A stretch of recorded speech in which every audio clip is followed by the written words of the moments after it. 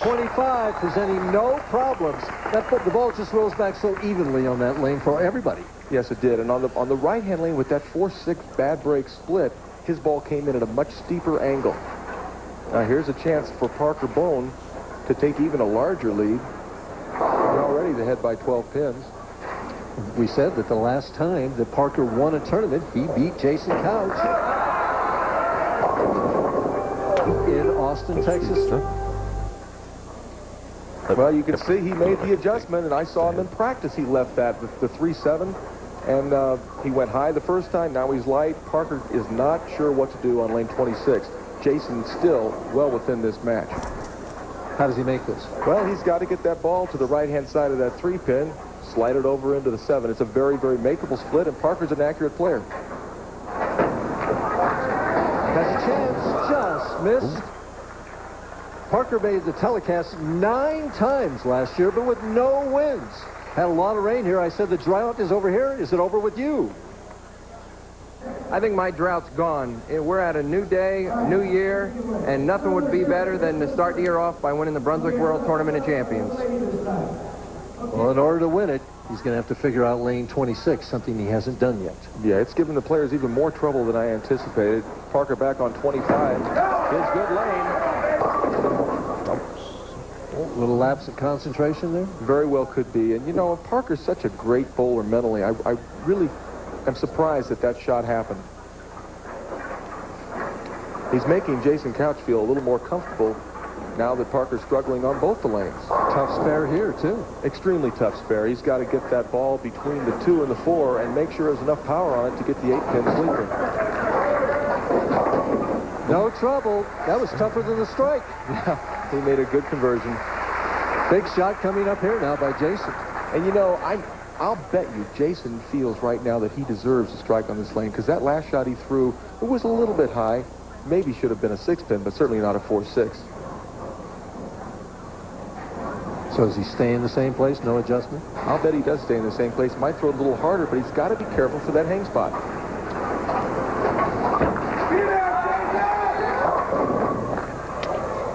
Seven pin, the message came across and a little short. And the messenger actually kind of went in front of that 7-pin.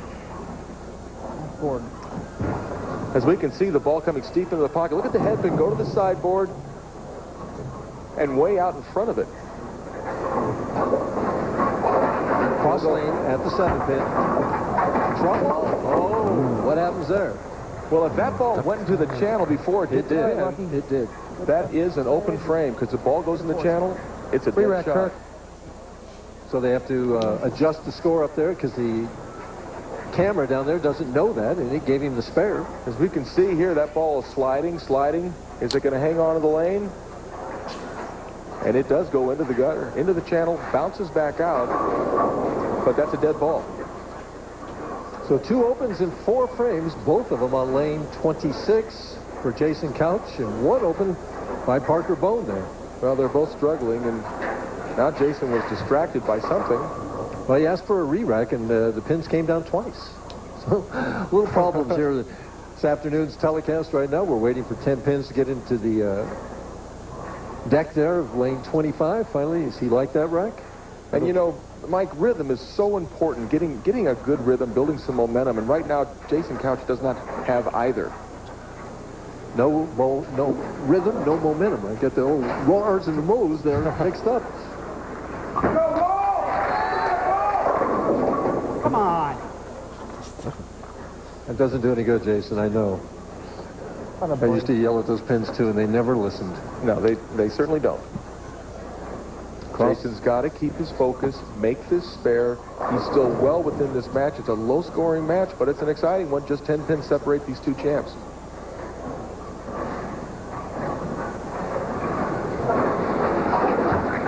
At the 7-pin, has it. So how tough is it for him to sit down on the bench now and give himself a positive pep talk? Well, I think he can do it, and the reason is that he's still only just 10 pins out of the match. And he struck a lot the last game, so he's still got to feel like he knows what he needs to do. He just has to go up and get it done. And look there at Parker's career TV record. Oh, my goodness, another 3-7. Does he change balls? Does he change angles? What does he do? Well, he's got to make some type of drastic change. You know, we saw him do this in Detroit last year where he just started leaving 3-7s and really got himself in a lot of trouble early in the match. If he converts it, he's still in the lead. Last time he just missed it. To keep an 8-pin lead. This time the other way. 2 open frames. Boy, lane 26, we've got 4 opens. Only 1 mark on that lane. Now, when you add a tough lane to a major championship with the prestige of the Tournament of Champions, it can compound the difficulties from a mental standpoint. I'll bet you Albie figures it out. Yeah, Albie's got the most sound game, the sound mental game in all of bowling. Back on lane 25, back in the 1-3 for Parker Bohn. Parker trails by 3 pins. Both players struggling. Can they figure it out? We don't know, but we'll find out when we come back. Don't you hit that remote. Now stay with us.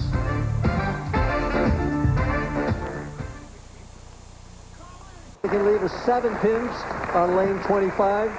He left another split on lane 26, as we'll get a look here. Although I think this is the first shot on lane 25. Yeah, watch the headpin go to the sideboard right in front of it. It touches it, but not enough to knock it down. And in the previous frame, he came in light on lane 26 and left the 7-9. So, it's an adventure out here. We don't have to join the Army. We've got it right here on the PBA Tour. Yeah. It's incredible how Jason Couch could go from being in such a commanding position with the way he was bowling in the first game to being so lost right now. And I really think it has a lot to do with that bad break in the second frame. He didn't shake it off the way he needed to.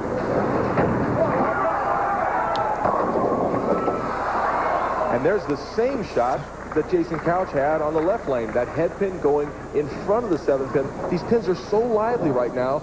You know, it almost would behoove them to throw maybe a 14 or 15 pound ball. We're down to 14-pound balls here, guys. Parker, cross lane at the 7 pin. Conversion, he leads by 10.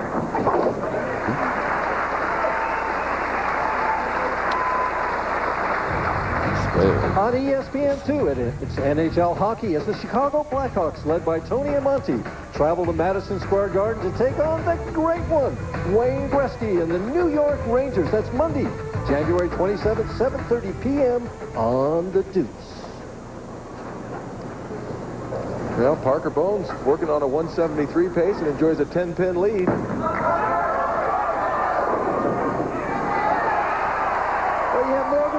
The 7 pin that time. Well, he needed a couple pins to help that one fall over.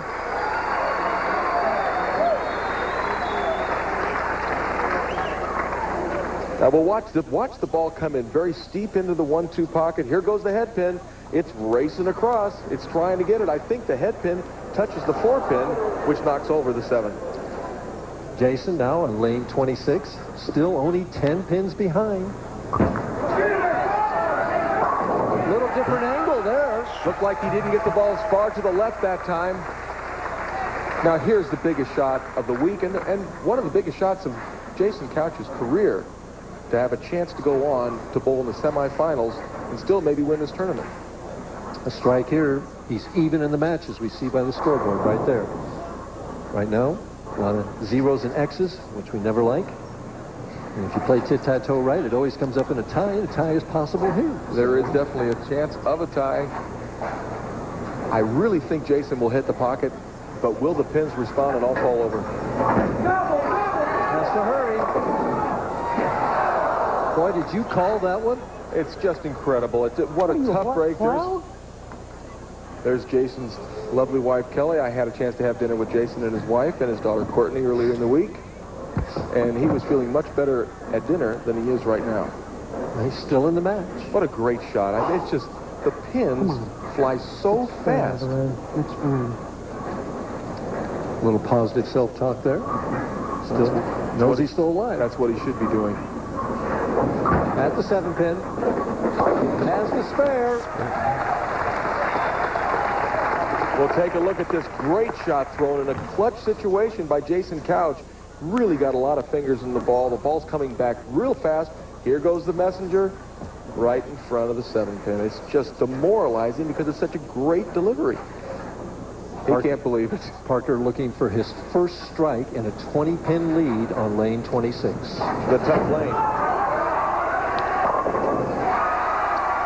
When in doubt, well, there's a shot that just goes to show you that good fortune can be very, very instrumental in winning a pro bowling tournament.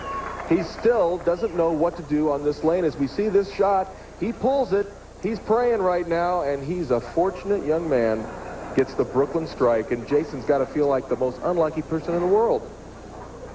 So what's the scenario here? Well, right now, if Parker were to just mark in the 10th frame, he would shoot, if he got 9 spare strike, 182, it would be enough. Jason Couch can only shoot 173. Needs a mark now. That's high, the 2-7. This is the easier of the two lanes.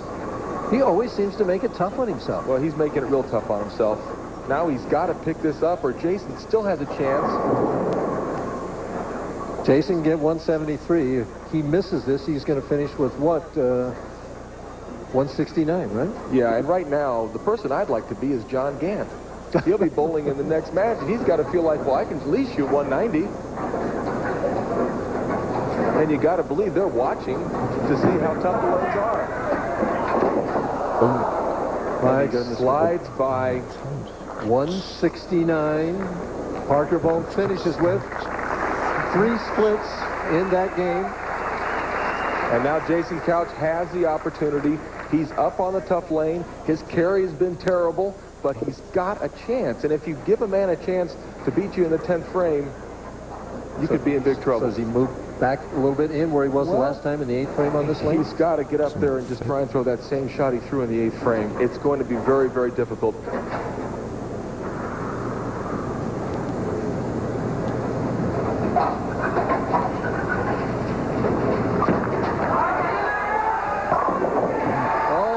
Pretty. What a marvelous shot in the 10th frame.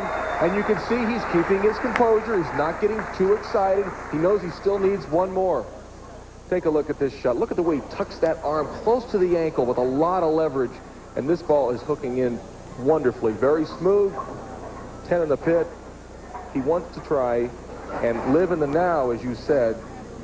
Forget what's happening. Right. That's right. You can't look to the past, and you can't look too far in the future. You have to throw each shot individually. Maybe the biggest shot of his career right here. Look at that concentration.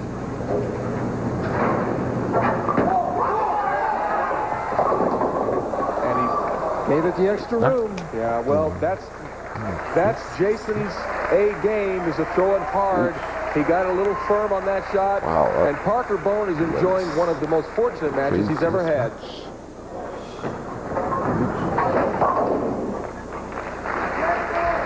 Parker Bohn has defeated Jason Couch. We'll be back to take a look at a very special event, the Riker